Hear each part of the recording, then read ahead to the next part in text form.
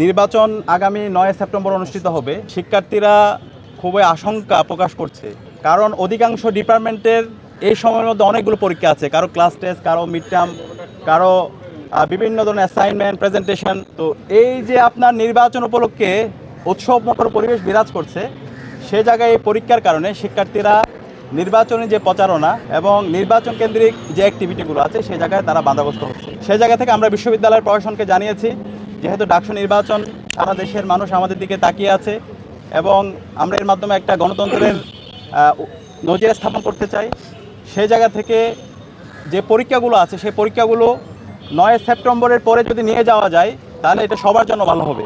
তো এই ইতিমধ্যে আমরা বিশ্ববিদ্যালয় প্রশাসনকে জানিয়েছি এবং এটা হচ্ছে শিক্ষার্থীদের অন্যতম একটা প্রত্যাশা, তাদের আকাঙ্ক্ষা। এর পাশাপাশি আমরা দেখতে পাচ্ছি আমরা বিশ্ববিদ্যালয়ের শিক্ষার্থীদের উচ্ছ্বাস, কিন্তু আমরা যারা প্রার্থীরা আমাদের আইডিয়াগুলো শিক্ষার্থীদের কাছে পেশ না করে বরং কাদা ছোড়াছুড়ি করতে, বিভিন্ন ধরনের আচরণবিধি লঙ্ঘন করতে, আমরা সবাইকে দায়িত্বশীল আচরণ করার জন্য অনুরোধ করছি। আপনারা কেমন ঢাকা বিশ্ববিদ্যালয় চান সেই প্রত্যাশাগুলো শিক্ষার্থীদের সামনে পেশ করেন, কিন্তু একজন প্রার্থীর বিরুদ্ধে সাইবার বুলিং করা, মিথ্যা প্রপাগান্ডা ছড়ানো, এর মাধ্যমে নেগেটিভিটি হচ্ছে, এর মাধ্যমে পতিত ফ্যাসিস্ট হাসিনা এবং তার দোসররা ছাত্রলীগের যে প্রপাগান্ডা সেই প্রপাগান্ডা তারা টুলস হিসেবে ব্যবহার করছে।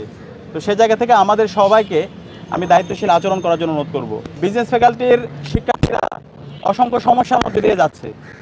আজকে এই যে এখানে লাইব্রেরি আছে, লাইব্রেরি, সেই লাইব্রেরি 2023 সাল থেকে বন্ধ আছে।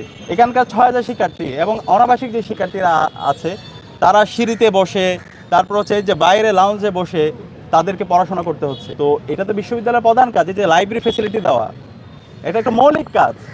কিন্তু শিক্ষার্থীরা বিভিন্ন সময়ে দাবি দাওয়া উত্থাপন করেছে, কিন্তু এখন পর্যন্ত বিশ্ববিদ্যালয় প্রশাসন কোনো কার্যকর উদ্যোগ নেয় নাই। তো ইনশাআল্লাহ শিক্ষার্থীদের ম্যান্ডেট পেয়ে আমরা যখন বিজয় হয়ে আসবো, ইনশাআল্লাহ আমরা সবার আগে এই লাইব্রেরিটাকে সংস্কার করবো এবং এই লাইব্রেরিকে ওপেন করব। ঢাকা বিশ্ববিদ্যালয়ের বিজনেস ফ্যাকাল্টির এই লাইব্রেরিকে আমরা সচল করব।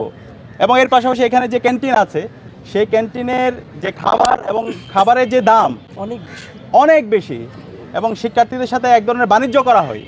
তো এই ধরনের বাণিজ্য আমরা বন্ধ করবো। এখানে ভর্তুকি দিতে হবে এবং এটা শিক্ষার্থীদের সুলভ মূল্যে ক্যান্টিনের খাবারের মান নিশ্চিত করতে হবে না। আমাদের শিক্ষকরা একই সাথে আবার প্রাইভেট ইউনিভার্সিটিতেও ক্লাস নেয়, তারা প্রাইভেট ইউনিভার্সিটিতে যেভাবে সিরিয়াসের সাথে ক্লাস নেয়, আমাদের এখানে শিক্ষার মান এবং হচ্ছে পড়াশোনার যে কন্টেন্ট সেগুলো মনে হয়েছে একটা খুবই গা ছাড়া দেওয়া ভাব।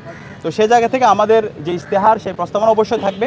এখানে অবশ্যই শিক্ষক মূল্যায়নের জন্য ছাত্ররা যেন মূল্যায়ন করতে পারে, টিচার্স এভ্যালুয়েশন, সেই সিস্টেমটা আমরা চালু করব। তো আমরা শিক্ষার্থীদের আকাঙ্ক্ষা এবং জুলাইয়ের যে আকাঙ্ক্ষা, সে আকাঙ্ক্ষার আলোকে আমাদের ইশতেহার খুব দ্রুত সময়ের মধ্যে আপনাদের সামনে নিয়ে আসবো।